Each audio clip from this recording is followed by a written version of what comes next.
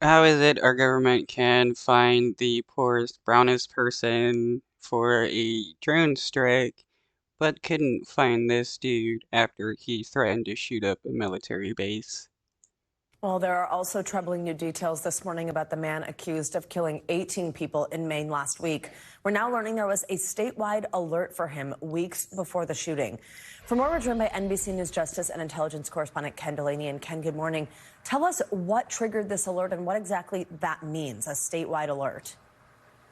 Good morning, Savannah. And look, this statewide alert, by the way, is one of many red flags in this situation where it could not have been more clear that Robert Card was in mental distress and was making threats. In this particular case, a local sheriff was alerted by his National Guard unit that he had threatened to shoot up the base in Maine where he was assigned. And so this local sheriff, as we understand it, sent out a statewide alert and actually went to try to find Robert Card, but was unsuccessful. But the many questions this raises are, where was the Maine State Police? Where were other agencies? Why wasn't more of an effort put into finding Mr. Card? And also, what about all the other information that they were learning? You know, NBC News was the first to report that Mr. Card, that his family was actually trying to communicate with the Army and with local police, raising concerns about his mental health in light of the fact that he's a marksman and a firearms instructor, and that he was subjected to 2 weeks of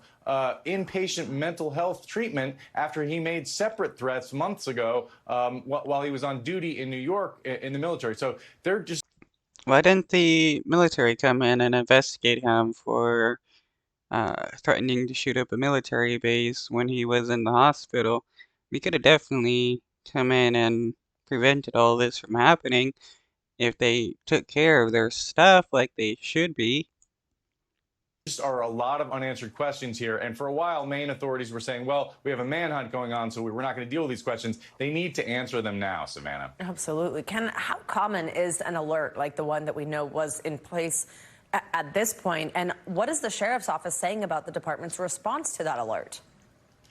So it's not entirely clear how common it is. And what I've seen some officials there saying is it wasn't specific enough. It's not clear exactly what the danger was. What seems to have happened here is just a massive breakdown in communication. And Maine has a yellow flag law that empowers the police to seek a judge's order to take weapons away from someone who is a danger to themselves or others. But the question with all these laws is, when does the police actually step up and try to implement it? They did not in this case, Savannah. Despite these earlier threats, the FBI has said, they just said on Saturday, that Card had not been on their radar. Is that normal in the way that communication should work between two different types of government entities? Or is that a problem? Was that a lack of communication that should have taken place? Savannah, that appears to be a profound failure in the following respect. The FBI maintains the database that feeds into gun dealers who decide whether to give someone a gun or whether they're a prohibited person. When Card was committed or was subject to mental health treatment by the military should have reported that to the FBI. In fact, there was a lawsuit in a separate mass shooting where the Air Force didn't report derogatory information. They had to pay the family's victims $140 million. So we haven't heard the Wow, $140 million? That's a lot of money. Why is the military failing to do their jobs when they could easily be preventing these things when it comes to military members? I mean, how many military bases need to be shut up before the military is like, yeah, we'll get a handle on military members with mental health issues threatening to commit crimes?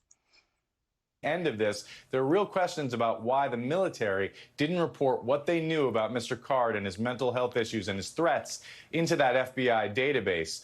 In terms of the local law enforcement, it's not clear whether it rose to the level that they needed to report what they knew to the FBI. It was their ultimate responsibility in Maine to make sure that if a man was making threats and was armed with assault rifles, that they took action there. And clearly, that did not happen, Savannah. Ken, quickly before I let you go, another little piece of news here that he had tried to buy a silencer months before the attack. Tell us about that. Yeah, in this case, the system worked. A gun dealer has said that he ordered the silencer online, came to the store, filled out a federal form, and acknowledged that he had been committed to a mental health institution. And they said, "I'm sorry, Mr. Card, we can't give you the silencer." He left politely. But then the question is, what did they do then? That's not clear from the reporting. Did they report this to the authorities? That remains unclear, Savannah.